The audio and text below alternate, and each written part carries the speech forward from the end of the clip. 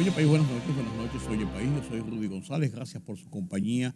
En esta hora, como cada noche aquí, a esta hora aquí en Color Visión, para comentar con ustedes, analizar juntos los hechos noticiosos que han ocurrido aquí en el país y en el resto del mundo.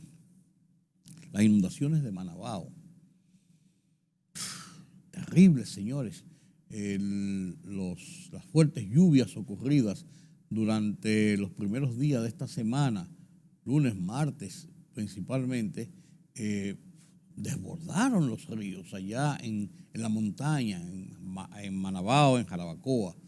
Se pasaron por encima de los puentes y miren ustedes cómo destruyeron la carretera, cómo esas aguas embravecidas hicieron una crecida que, a decir del coronel de los bomberos, jefe de los bomberos, allí en Jarabacoa, es una crecida histórica de este río. Inundó viviendas, más de una veintena de viviendas, hubo destrucción de cosechas, hubo algunos animales desaparecidos,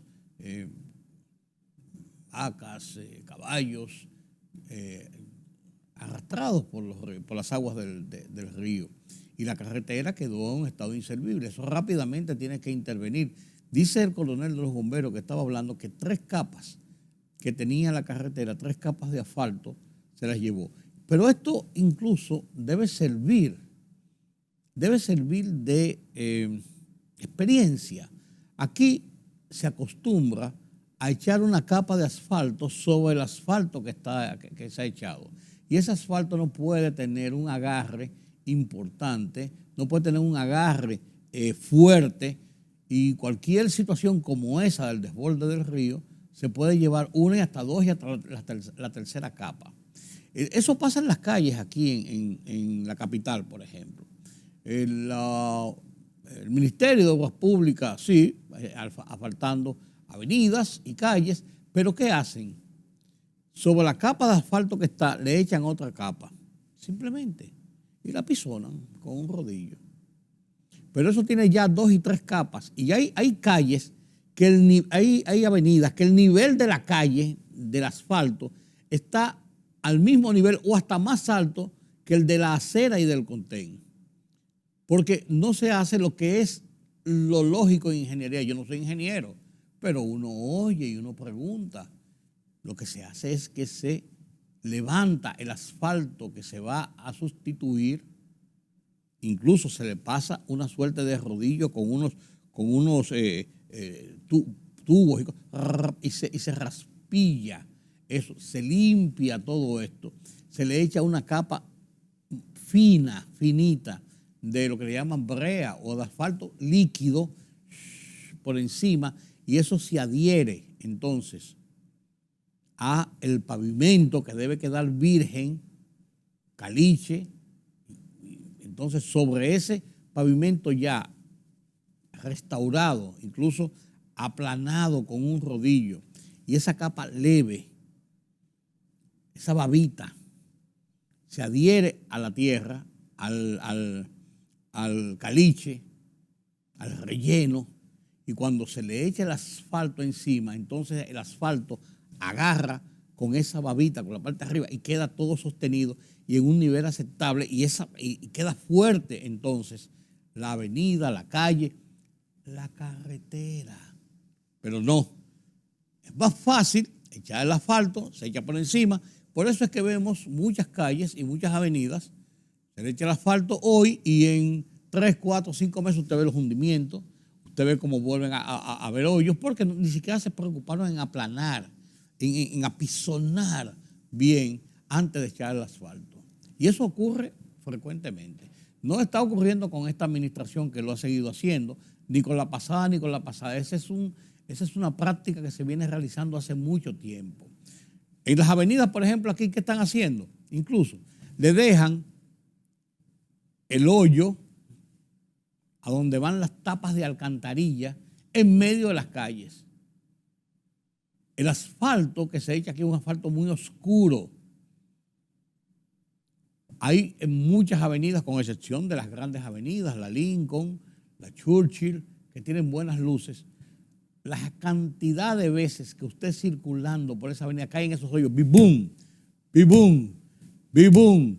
Se les rompen las gomas, se les rompe el tren delantero, se les rompen los amortiguadores a los vehículos. Y eso pasa, no es que echaron el asfalto hoy y eso pasa en 3 o 4 días en lo que ponen la tapa, no, pasan meses y meses y nunca ponen las tapas de alcantarilla. Ah, que porque las tapas de alcantarilla eran de metal y se las robaban, entonces van a hacer una. Tengan las tapas hechas para cuando vayan a asfaltar, por Dios. Las faltas de previsión que tenemos aquí y en el sector público, en el gobierno, eso no es una cosa rara. Entonces, esto que ocurrió en Manabao esta semana, no se extraña. Cuando uno ve esas fílmicas, mírenla, como hay una capa, la levantaba entera la capa del asfalto, porque no tenía ningún agarre. Cuando hizo así ese río y le pasó, y le levantaba las capas, los bloques completos de asfalto. Trabajos mal hechos. Mal hechos. Ah, que sí, que había que asfaltarlo. ¿Cuál es la urgencia del asfalto? Hacerlo bien, ganarse unos cuartos, porque, ¿verdad? Es un rejuego. O sea, no son solamente aquel escándalo de los 11,000 millones, ¿verdad? Y entonces la tiran, muy bonita, la pintan, le pasan pintura y entonces la inauguran. Eso es lo peor, lo inauguran y con bombos y platillos y hemos construido 5.564 kilómetros de carretera, le hemos asfaltado y lo hemos dejado como nueva. Par de meses y están los problemas.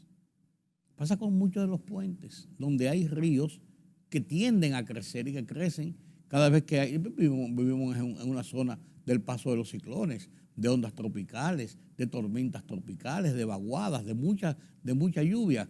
Cada vez que hay esas crecidas, se llevan los puentes. Entonces van, después que se pasan 30 días incomunicada a la gente, entonces van, le hacen un aguaje, vamos, para restablecerlo, para que comiencen a pasar. Lo dejan igual. Cuestan un dineral, una fortuna.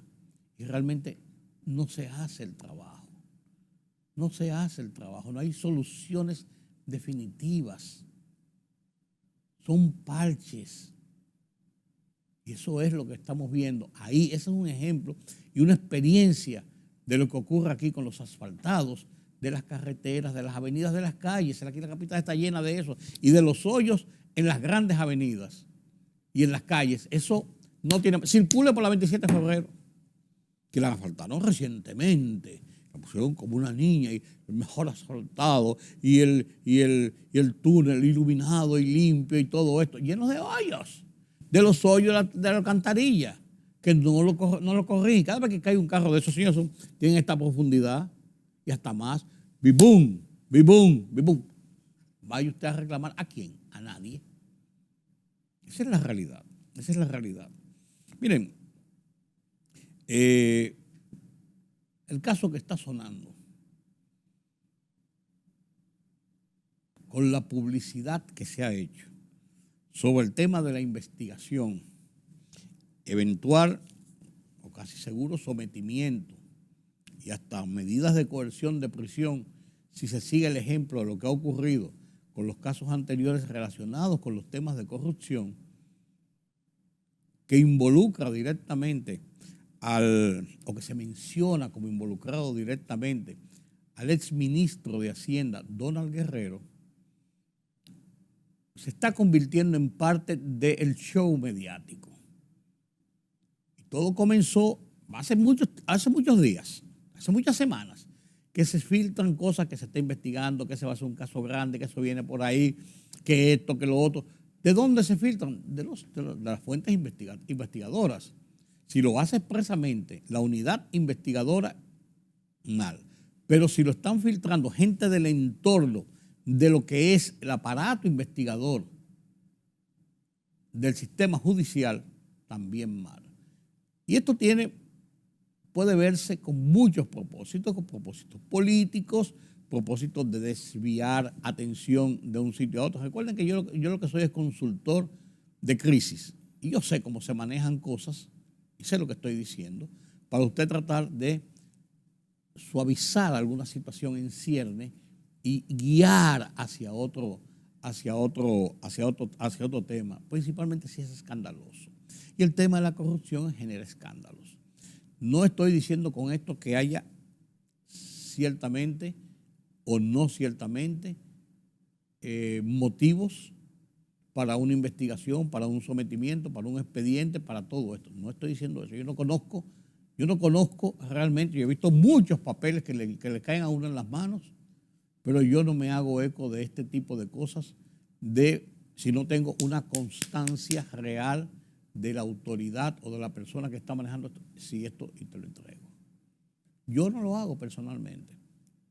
Pero, bueno, yo no critico a quienes lo hacen o a quienes los usan para hacer este tipo de cosas. Enquistados en los medios de comunicación, en medios de comunicaciones preferidos, predilectos, de medios y comunicadores, o comunicadores. El tema es que Donald Guerrero está en el candelero. Todo indica que en cualquier momento Donald Guerrero es puesto en manos de la justicia por un arresto, por una orden de coerción, por una medida de investigación directa, por la generación de un expediente, por el anuncio de un expediente, por lo que sea. Eso es lo que se indica. Pero esta situación ha venido y se ha como precipitado, diría yo, por la filtración de un dime y direte de la Procuradora General Miriam Germán con la Procuraduría de Persecución del Delito que dirige Jenny Berenice en torno a este caso y la forma de manejar el interrogatorio, los documentos del posible expediente que la Procuradora General dice que debió ponerse en manos de la persona investigada para que él sepa de qué se le está investigando, según ella establece la ley.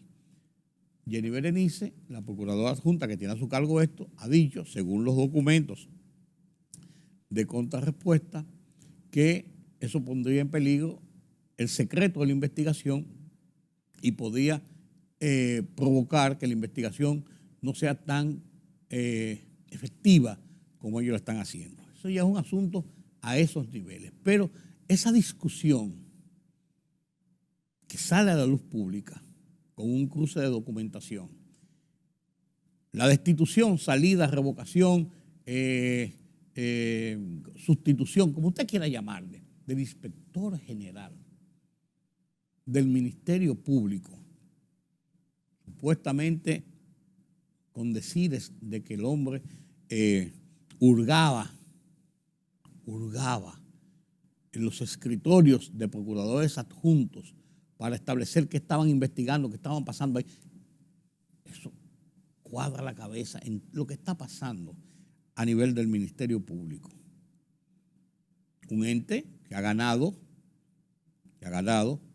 una buena fama por la forma como se ha manejado y la pulcritud que se le indica a sus cabezas, concentrada en 3 personas, básicamente, doña Miriam Germán Brito, la doctora Jenny Berenice Reynoso y el doctor Wilson Camacho, que son las 3 cabezas de la Procuraduría General de la República.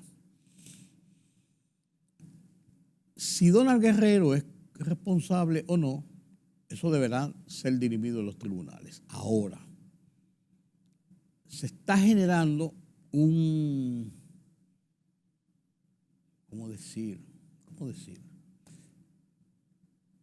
campo de expectativa, un ambiente filtrando incluso una serie de documentos. Hoy oí una serie de documentos que se leía un comunicador en un programa de radio que lo estaba leyendo porque tenía el documento en las manos con nombres, números y cifras y situaciones. Entonces alguien le dio ese documento oficial, según lo que él, y no tengo por qué dudarlo, una persona reputada, alguien le dio ese documento para que pusiera o expusiera al público esos detalles. Las filtraciones de esos documentos generalmente procuran generar un estado de adhesión a lo que viene, a lo que se va a hacer. Y se hace próximo a lo que está a punto de ocurrir.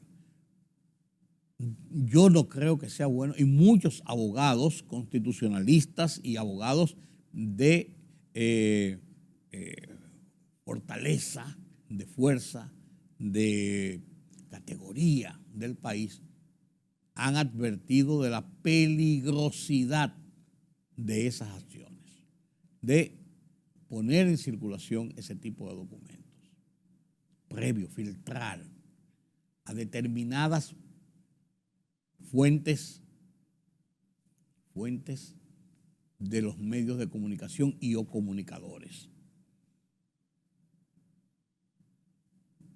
Eso indica un desequilibrio en lo que es los procedimientos, porque toda persona es inocente hasta que se pruebe lo contrario, pero aquí cuando usted lo cogen y lo fusilan en el paredón moral de los medios de comunicación, de las redes sociales, de la maledicencia social, del morbo, de la chismografía, cuando usted lo fusilan, lo condenan y lo ejecutan en ese escenario, ya hasta poco importa, diría yo, lo que al final decida la justicia en una buena justicia, si uno entiende que se aplica. Ha sido enjuiciado, condenado y ejecutado la moral de cualquiera de esa forma. Se disminuye al imputado y al acusado. Se disminuye el entorno en que se quiere colocar esa situación. Todo esto me indica, a final de cuentas, de que parece estar a las puertas y muy cerca. No nos debe extrañar en cualquier momento que se produzca toda esta situación en torno al exministro de Hacienda, Donald Guerrero, un hombre reputado del entorno cercano al presidente Danilo Medina. Con esto no estoy diciendo que haya una acción o situación o decisión política, pero sí tiene su incidencia. De eso no cabe dudas. Tiene su incidencia. Y eso no hay que ir muy lejos para saber que tiene una incidencia importante y trascendente. Pero ya veremos como dice el disco, ya veremos.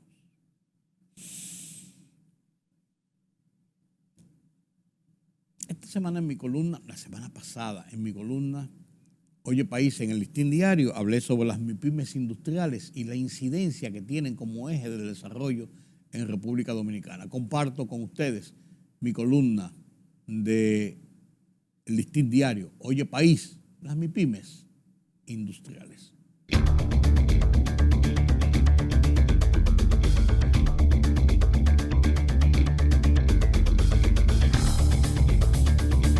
La gran industria nacional está establecida, tiene sus objetivos y metas, son parte del desarrollo económico de la nación. Leyendo y escuchando los más variados análisis que en los medios de comunicación se han vertido sobre las ejecuciones del gobierno de Luis Abinader en estos 2 primeros años de gestión, observo la trascendencia de uno de los programas que más impacto tiene y deberá tener en la recuperación y desarrollo económico de la nación, las MIPYMES industriales. Las MIPYMES industriales se han posicionado, poco a poco, a partir del emprendedurismo motivado por la necesidad de generar ingresos, constituyendo hoy un gran segmento empresarial que ha ido ganando espacio y que se consolida antes de forma individual y hasta anárquica, ahora más formal, organizadas y representativas, como uno de los ejes del desarrollo económico. El decreto 31-22, que instruye a 18 instituciones públicas a priorizar las MIPYMES industriales en sus procesos de compra, especialmente los programas de asistencia social del gobierno. Mete el pie al fondo del acelerador de este sector, que mueve millones de pesos, genera gran cantidad de empleos y fortalece la visión del reconocimiento y respaldo del Estado a los pequeños empresarios. El Ministerio de Industria, Comercio y MIPYMES ha establecido un sistema integral de consultas que pone en manos de las instituciones un amplio catálogo de esas MIPYMES habilitadas para generar los productos que requieran, de acuerdo a lo establecido en el decreto presidencial. Así entonces, el concepto hecho en República Dominicana se torna cada vez más en una realidad que motoriza la economía y lleva bienestar y estabilidad a miles de familias y al país.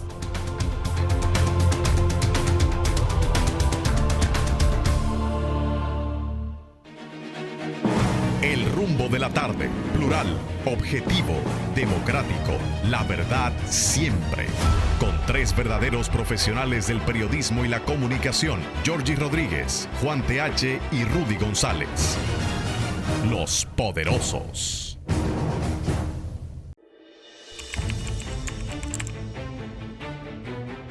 Periodismo de investigación, columnas, opinión, análisis, reportajes de fondo. Hora por hora, una completa plataforma multimedia. Periodismo con valor. Noticias horaporhora.com.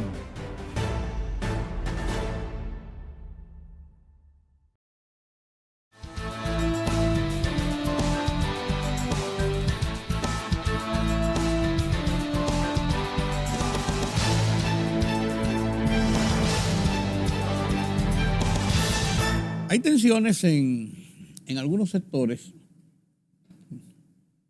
que están protestando y quejándose, los policías por un lado, ex policías y ex militares, buscando que sus pensiones sean reajustadas, sean incrementadas. Los fiscales hablando de que requieren un reajuste salarial, una equidad con la situación de los jueces. Están los médicos que están protestando contra la ARS y las AFP.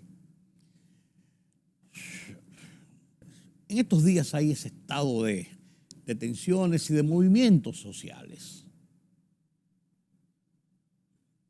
No me gustan. Siempre habrá, porque esa es parte de la democracia, dirían algunos. Pero cuando se confluyen muchas cosas de esta naturaleza, a mí como que no me gusta mucho. No me gusta mucho.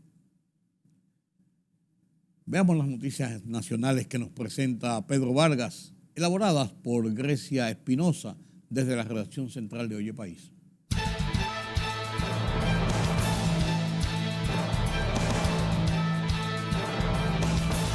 El Ministerio de Salud Pública reportó 271 nuevos casos de COVID-19 y 0 fallecimientos en las últimas 24 horas, de acuerdo al boletín 890 emitido por la Dirección Nacional de Epidemiología del Ministerio de Salud Pública. El total de fallecidos a la fecha se mantiene en 4.384, mientras que los casos acumulados ascienden a 637.857 contagiados. La Iglesia Católica advirtió que República Dominicana atraviesa por una descomposición social que está llegando a niveles preocupantes. En su semanario Camino de esta fecha, que publica a través del Obispado de Santiago, la Conferencia del Episcopado Dominicano considera que frente a esta situación se hace necesario la implementación de un plan nacional de prevención de la violencia que involucre a todos los sectores de la sociedad. La red de tráfico de armas, que fue desmantelada mediante la Operación CAF, tenía ramificaciones internacionales y camuflajeaban en envases de alimentos las armas de fuego que entraban al país, según se desprende de la investigación que lleva a cabo el Ministerio Público. La Fundación Institucionalidad y Justicia Finjus considera que es prioritario la institucionalidad democrática de República Dominicana, la aprobación de más de 20 proyectos de leyes que cursan en la Cámara de Diputados. Entre los proyectos que la entidad destaca están la reforma de los códigos penal, civil y de procesamiento civil, de modificación a la ley sobre tráfico ilícito de migrantes y trata de personas y la ley sobre ciberdelincuencia, además de la ley de compras y contrataciones, la ley que regula el notariado dominicano y también la que crearía el sistema integral para la erradicación de la violencia contra las mujeres, así como el régimen electoral y de partidos.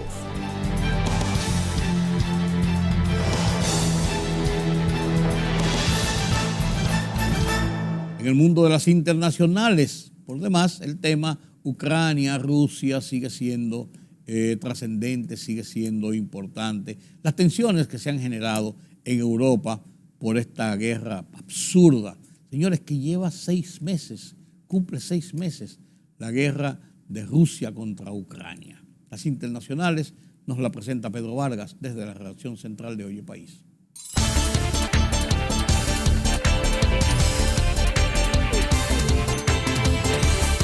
El gobierno de Taiwán ha recibido su tercera visita en un mes por parte de una delegación del Congreso de Estados Unidos, a medida que crecen las tensiones con China a causa de estos encuentros. La última en visitar la isla ha sido la senadora republicana Marsha Blackburn, quien se ha reunido con la presidenta de Taiwán, Tsai Ing-wen, en la primera cita de varias que tiene prevista durante los próximos 3 días. Ucrania ha reaccionado duramente por las palabras del Papa Francisco sobre el atentado a Daria Dugina, hija del que es considerado el ideólogo del presidente ruso Vladimir Putin, y el Ministerio de Relaciones Exteriores de Ucrania convocó al nuncio apostólico Vivaldas Kubolkas para expresarle su protesta. China y Rusia están perturbando y amenazando el orden mundial con las recientes maniobras militares a gran escala de Beijing cerca de Taiwán y la invasión de Ucrania por parte de Moscú, dijo la líder taiwanesa Tsai Ing-wen. Declaraciones que fueron emitidas durante una reunión en Taipei con la senadora estadounidense Marsha Blackburn en la tercera visita de miembros del Congreso desde que la presidenta de la Cámara de Representantes, Nancy Pelosi, lo hizo a principios de mes. El ex primer ministro interino de Haití, Claude Joseph, llamó a la movilización general en esa nación en contra del primer ministro Ariel Henry, a quien criticó por no accionar en contra de las bandas armadas, los crímenes y secuestros en esa nación.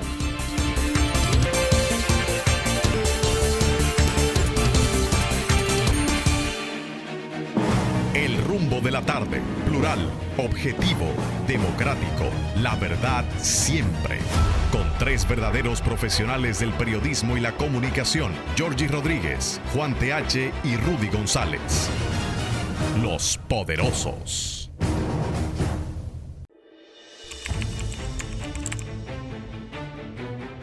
Periodismo de investigación, columnas, opinión, análisis, reportajes de fondo.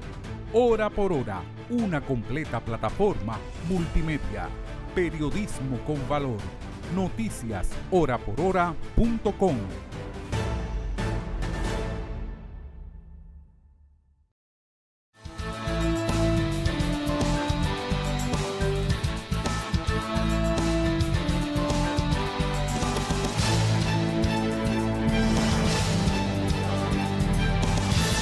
La voz de los Estados Unidos de América en su foro interamericano semanal bajo la presentación de Gonzalo Abarca, periodista Gonzalo Abarca, ha analizado esta semana un punto interesantísimo, la libertad de prensa y el poder político, y enfoca principalmente lo que ocurre con este juego de libertades, de derechos inherentes de las personas en toda Centroamérica, y se enfoca principalmente en el tema Nicaragua, aunque habla de Honduras, El Salvador y Guatemala. ¿Qué está pasando con este ejercicio de libertad de prensa y el poder político? Foro Interamericano de la Voz de los Estados Unidos de América nos da esas respuestas a continuación. Con este reportaje me despido por esta noche y los convoco para una nueva cita aquí en Oye País, en Color Visión. Pasen un feliz resto de la noche. No se pierdan este reportaje que no tiene desperdicio, este conversatorio sobre el ejercicio de libertad de prensa y el poder político en el continente. Buenas noches. El arresto en Nicaragua de autoridades eclesiásticos se suma a una larga lista de desafíos a las libertades civiles y humanas en ese país. Lo que sucede en ese país, dicen grupos de derechos civiles, es histórico. El gobierno de Daniel Ortega no solamente arresta a sacerdotes, sino que continúa clausurando estaciones de radio. La censura, de acuerdo a grupos de derechos humanos, continúa, como lo informa Donaldo Hernández en el siguiente paquete. En los primeros 15 días de agosto, el Instituto de Telecomunicaciones ha cerrado 17 medios de comunicación, según diversos informes de organizaciones de periodistas de Nicaragua. Quitar las frecuencias es totalmente condenable, es repudiable. Eso demuestra que la dictadura de Daniel Ortega no tiene ningún límite, ¿verdad?, en cuanto a sus adversarios, según él, o sus enemigos, según él. Con los recientes medios clausurados, ya suman 50 desde que Daniel Ortega llegó al poder en el año 2007, situación que causa alarma al gremio de periodistas y a las instituciones que defienden la libertad de prensa. Con un monstruo como Ortega, que no respeta nada, pues te diría yo de que Nicaragua va en camino a que se le desaparezca todo tipo de periodismo que se exprese en el país. Los pocos medios independientes que quedan operando en Nicaragua en radio y televisión han apostado a la autocensura. Según dice Abigail Hernández, secretaria general de la organización Periodistas Independientes de Nicaragua. Hay periodistas que quieren continuar siendo críticos y la misma situación de los medios de comunicación, donde hay una autocensura que es evidente, pues también limita el trabajo y el ejercicio periodístico. El gobierno de Daniel Ortega y Rosario Murillo han acusado a periodistas de ser mercenarios de la información y de obedecer a intereses de Estados Unidos. Señalamientos que preocupa a la Relatoría Especial para la Libertad de Expresión de la CIDH. Naturalmente hay una profundización del deterioro de la institucionalidad, una concentración de poder en una única mirada y una prensa que está pasando por días absolutamente y semanas absolutamente críticas. Bueno, y además del arresto este domingo del obispo de Matagalpa, Rolando Álvarez, así como de otros sacerdotes, y también de la clausura de estaciones católicas, la semana pasada se clausuró una de las estaciones de radio icónicas de Nicaragua, Radio Darío. Bien, para analizar lo que sucede en ese país, en Guatemala y luego... en Nicaragua y luego en Guatemala, me acompaña Aníbal Toruño, director y propietario de la recientemente clausurada Radio Darío, y Luis Manuel Botello, vicepresidente del Centro Internacional de Periodistas. Bienvenidos ambos. Voy a empezar contigo, Aníbal. Fíjate, después de 73 años de tu estación al aire en Nicaragua, se ha clausurado por el gobierno del presidente Daniel Ortega, que asegura que actuó a derecho. Ahora, de acuerdo al gobierno, dice que modificaste sus condiciones radiofónicas. ¿Es esa la razón de fondo que conduce al cierre, Aníbal? El régimen puede poner cualquier excusa. Revisar la historia de Radio Darío. Es destruida en el 2008, destruida en el 2018 y tiene censura y cierres que van desde el 2007 para esta parte. Más de 40 medios de comunicación están cerrados. Había un objetivo pleno. El asedio, el allanamiento, la destrucción de la radio demuestran al mundo entero de que nosotros éramos un objetivo que había que eliminar, y cuando se dio lo de la captura, básicamente el secuestro de Monseñor Rolando Álvarez y los medios de comunicación de la Iglesia Católica, sabía que había llegado el momento y estábamos preparados para eso. Ahora, estabas preparado, pero ¿qué harán ahora tú y tu equipo?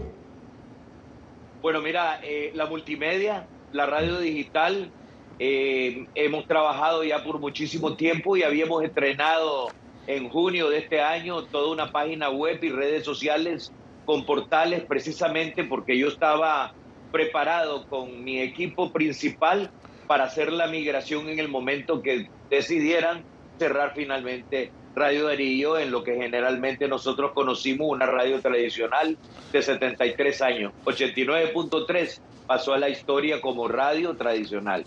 Ahora, Aníbal, rápidamente, ¿contra ti hay orden de captura o no? No hay orden de captura, pero sí tienen un caso formado.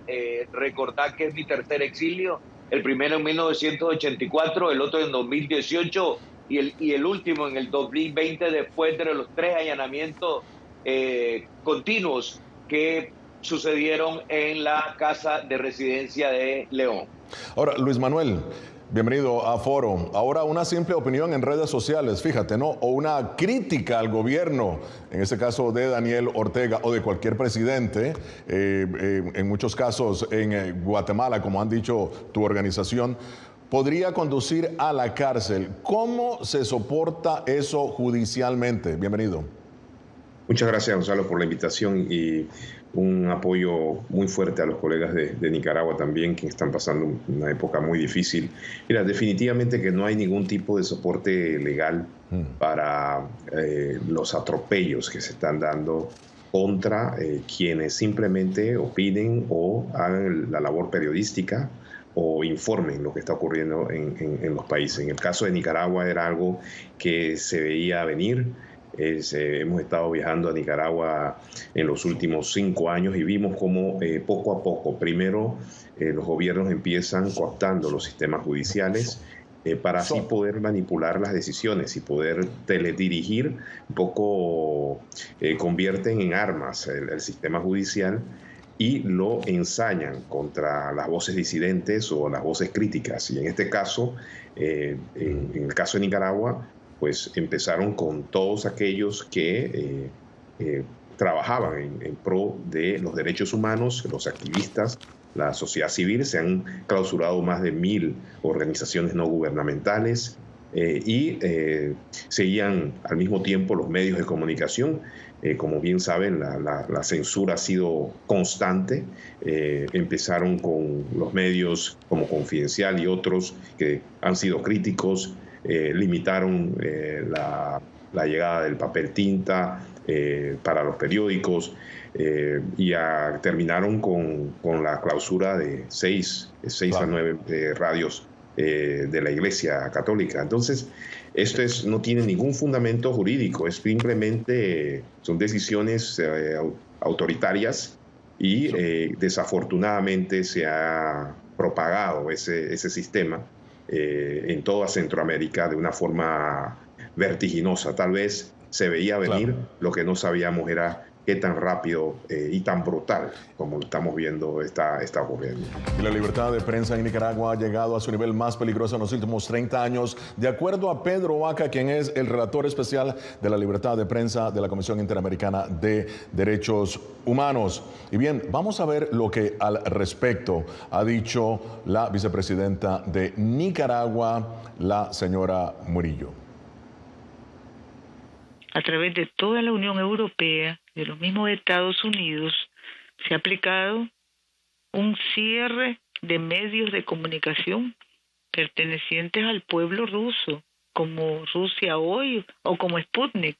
Por un lado hablan y critican, y por otro lado hacen lo que están criticando.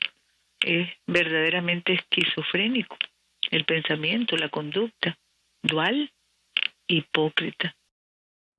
Bien, Luis Manuel, conducta hipócrita, dice la señora Rosario Murillo. Tradicionalmente sabes que ha habido leyes contra injurias, contra calumnias, contra difamación. ¿Cómo estas mismas leyes juegan en contra de la libertad de prensa en Nicaragua, en tu opinión? Mira, en estos momentos, como mencioné, Gonzalo, el Estado de Derecho no existe en Nicaragua. Entonces, hablar de leyes de injuria, calumnia, no tiene ningún sentido en un país donde el Estado de Derecho no existe. Aquí simplemente tenemos un gobierno que tiene control total del sistema judicial. Entonces, es imposible hablar de demandas judiciales, de calumnia, injuria. Ahora han sacado hace poco en Guatemala, pero que viene de Nicaragua, la ley de ciberdelitos que le llaman. O sea, el simple hecho de opinar, de hablar por las redes sociales, a pesar de que sean temas basados en hechos, puede llevarte a la cárcel de más de 10 años. En el caso de Guatemala estamos hablando de 35 años en ocasiones. Entonces, aquí el Estado de Derecho no funciona. Ya hemos sobrepasado esas amenazas de las leyes, la penalización de la calumnia e injuria que en muchos países se había avanzado. La única forma de mantener la censura es simplemente cooptando los sistemas judiciales. Y cuando estamos hablando de esto, es muy difícil tratar de analizar o por lo menos entender las declaraciones de la señora Murillo en este sentido. Habla de cierres de Sputnik o de Russia Today, creo, pero estamos hablando de situaciones diferentes. Esos son medios estatales patrocinados por un régimen que está invadiendo un país. Y acá, en el caso de Centroamérica, de Nicaragua, estamos hablando de medios independientes. Son medios que no funcionan en base a los presupuestos de los gobiernos. Claro. Sin embargo, los gobiernos sí han utilizado los fondos para cooptar medios de comunicación y comprar medios de comunicación utilizando sus propios partidarios políticos, incluso familiares, como en el caso de Nicaragua, en donde la familia Ortega pues, se adueñó prácticamente de una cantidad innumerable de medios de comunicación. Ahora, Aníbal, has escuchado a la señora Murillo y el gobierno precisamente Daniel Ortega dice que se ha apegado a las leyes emanadas de la Asamblea de su país y que prácticamente, de acuerdo a ellos, tú modificaste la ley de telecomunicaciones. Pero mi pregunta es, en su intento por controlar a la prensa, ¿más bien no crees que ha llegado a empoderar a los medios de comunicación, como en tu caso? ¿Qué va a pasar precisamente con Tu Voz allá en Nicaragua y las estaciones de radio? Radio Darío continúa en la multimedia y digital. Nosotros nos habíamos preparado para este momento y hemos venido trabajando. Pero déjame decirte que el cinismo viene de Rosario Murillo. ¿Por qué? Y nos quiere distraer porque nos quiere distraer de otra cosa. Aquí hay más de 40 medios de comunicación que están cerrados. Y ella precisamente es la que promueve, maneja e implementa el ejército y la policía en contra de los ciudadanos nicaragüenses. Ella fue la que ordenó el secuestro de Monseñor Rolando Álvarez. Ella fue la que ordenó el cierre de emisoras en Nicaragua. Ella fue la que está ejecutando personalmente más de 17 emisoras en este momento. El cinismo y la monstruosidad mental viene de la Rosario Murillo y de Daniel Ortega. El resto es cortina de humo. Esto que está pasando en Nicaragua es histórico, jamás visto en Latinoamérica. Este es uno de los grandes ataques a medios de comunicación que está ocurriendo en la historia del mundo. Y eso ahora hay que tenerlo clarísimo nosotros, de que hemos sufrido, no solo, hay más de 140 periodistas exiliados, Gonzalo, ahora, en Nicaragua. Aníbal, y también una pregunta para Luis Manuel. La señora Murillo, la vicepresidenta de Nicaragua, ha dicho que eso no tiene nada que ver con el Poder Ejecutivo, es precisamente el Poder Judicial. Es el fiscal general quien está ejecutando el arresto tanto del obispo, así como de otros sacerdotes en Nicaragua. El cinismo de Rosario Murillo es absoluto, porque el único poder que existe en Nicaragua en este momento es el poder de Daniel Ortega y Rosario Murillo. Nada se mueve absolutamente en Nicaragua sin las órdenes de ellos. Es un régimen totalitario, extremo. Yo diría que el Estado de Nicaragua desapareció institucionalmente. Estamos enfrente de algo nunca visto, más que un gobierno parecido a ISIS, más o menos. Es decir, no hay rectoría, ni gobierno, ni poderes, ni separación de poderes, más que el poder de los Daniel Ortega y Rosario Murillo. Nada más. No solamente en Nicaragua se detiene y encarcelan a periodistas, también eso ocurre en Guatemala. Recientemente se detuvo bajo cargos de lavado de dinero y tráfico de influencias a José Rubén Zamora, presidente del Periódico de Guatemala, un crítico de líderes políticos de su país, entre ellos el actual presidente Alejandro Yamatei. Bien, te pregunto a ti, Luis Manuel, fíjate, de acuerdo a la Asociación de Periodistas de Guatemala, Desde que Yamatei asumió la presidencia en el 2020, se han producido 350 ataques contra periodistas. El presidente asegura que su gobierno no tiene nada que ver con las acciones del Poder Judicial. Ahora, ¿crees que es esto cierto, en tu opinión? Definitivamente que no. O sea, como en el caso de Nicaragua, o sea, estamos viendo un gobierno con unas tendencias autocráticas claras. Mira, esto no solamente inicia con la detención de José Rubén Zamora. Yo creo que la detención injusta de uno de los periodistas más importantes, no solamente de Guatemala, sino de toda América Latina, es prácticamente el último mensaje de un gobierno que quiere enviar a todos los que se le opongan o a todas las voces críticas de que no se va a permitir más la prensa independiente crítica como se había estado haciendo en Guatemala. Los ataques que han recibido los medios de comunicación de Guatemala han sido sistemáticos y sobre todo hay que verlo dentro de un contexto, en un país que tiene a más de 20 ex fiscales y ex jueces que han sido perseguidos por el gobierno de turno y que han tenido que abandonar el país y que están en el exilio. Empezaron con el sistema judicial, cooptando el sistema judicial, enviando al exilio a todos los jueces y fiscales que estaban investigando casos de corrupción, algunos casos que vinculan al actual presidente y a sus colaboradores más cercanos. Y ahora es claro que este mensaje es contra la prensa independiente de Guatemala. Entonces, hay que ver esto en un contexto y se ha fabricado un caso en 72 horas, o sea, un caso de lavado de dinero que requiere una investigación intensa. Porque son cargos muy graves. Se habla de chantaje. Claro, son cargos graves de lavado de dinero y tráfico de influencias. Eso no es algo que tú puedes armar en 72 horas. Y aparte, el denunciante que busca la Procuraduría, el Ministerio Público, es una persona al mismo tiempo investigada por casos de corrupción, o sea que no tiene ningún tipo de credibilidad tampoco. Bien. Entonces, cuando tú ves esto, no cabe la menor duda de que son casos fabricados y que tienen ya un modelo. O sea, lo mismo ocurrió en Nicaragua, a los periodistas más importantes, aquellos dirigentes políticos. Contra Cristiana Chamorro, precisamente, también hay cargos. Cristiana Chamorro. Los mismos cargos de lavado de dinero. De lavado de dinero. Exactamente. Eso es un libreto que tienen los gobiernos autoritarios, de tendencia autoritaria en la región, y que lo han aprendido muy bien. Y lo están ejecutando y lo están implementando al pie de la letra. Ahora vamos a regresar un momento a Nicaragua, a lo que dicen los diputados oficialistas sobre lo que ellos llaman actores externos en la prensa. Escuchemos. Y esos discursos y esas campañas, evidentemente, alguien las está dirigiendo desde afuera y no somos tontos para no saber que Estados Unidos está detrás de toda esa maquinación para tratar de crear un estado de opinión fuera del país de que aquí nos estamos matando los nicaragüenses, cuando es todo lo contrario.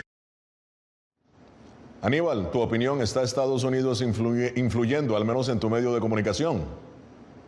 Es una farsa, una mentira terrible de lo que expresan. Adolfo Pastrán es digno de lástima. Sabemos dónde está, de dónde vino y ahora inclusive es diputado. Lamentablemente ese es uno de los argumentos que le ha enseñado a través de todo el tiempo Daniel Ortega y Rosario Murillo a Nicaragua. Nos ha acusado de que somos financiados con recursos de los Estados Unidos. Ahí está el ejemplo. En Costa Rica hay más de 20 medios de comunicación reinventándose. Nosotros en Nicaragua igual hemos estado huyendo en casas de seguridad y con enormes limitaciones para poder nosotros reinventarnos y seguir creando contenido desde adentro de Nicaragua. Esa es una falsa acusación que se han montado y no es nuevo. Eso lo han usado todo el tiempo, el financiamiento de los Estados Unidos para financiar inclusive la desestabilización del gobierno de Daniel Ortega. Eso es un recurso que lo ha usado una y otra vez. No existe tal cosa. Y ya en la parte final de Foro de la Voz de América continúa con nosotros Aníbal Toruño, director y propietario de la recientemente clausurada Radio Darío, y Luis Manuel Botello, vicepresidente del Centro Internacional de Periodistas. Hemos llegado a las conclusiones. Luis Manuel, tus conclusiones precisamente sobre lo que ocurre en Guatemala, sobre lo que ocurre en Nicaragua. Adelante. Mira, definitivamente que es lamentable, es verdaderamente preocupante y sobre todo aterrador, no solamente para los periodistas, para las voces disidentes, las organizaciones sociales y civiles que están prácticamente viviendo en una sociedad que está persiguiendo a todo aquel que el régimen o los regímenes de estos países consideren que son un estorbo para su trabajo. Definitivamente que el retroceso de las instituciones democráticas y el deterioro que están sufriendo en estos momentos es devastador. Va a tomar muchos años tratar de recobrar nuevamente la confianza en estos gobiernos y sobre todo la credibilidad para poder gobernar. Esto puede definitivamente causar un estallido social como tal vez no lo hubiéramos visto sino desde la época de las dictaduras militares. Y desafortunadamente estamos llegando ya a ese punto. Y la comunidad internacional tendrá que reforzar ese apoyo más directo a los medios de comunicación y a la sociedad civil que está siendo perseguida.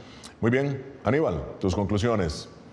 Aplastando la democracia y la libertad de expresión en Nicaragua, y no solamente en Ucrania se está liberando una guerra, se está liberando en Nicaragua, El Salvador, Guatemala, México y Latinoamérica. Los periodistas y medios de comunicación independientes están desafiando en estos momentos su futuro, porque básicamente la mayoría de los estados y gobiernos de Latinoamérica están copiando lo que pasó en Cuba y lo que pasa en Nicaragua y Venezuela. Bueno, muchísimas gracias a Luis Manuel Botello y Aníbal Toruño. Llegamos así al final de esta edición de Foro. Nos vemos la próxima semana. Desde Washington, les habló Gonzalo.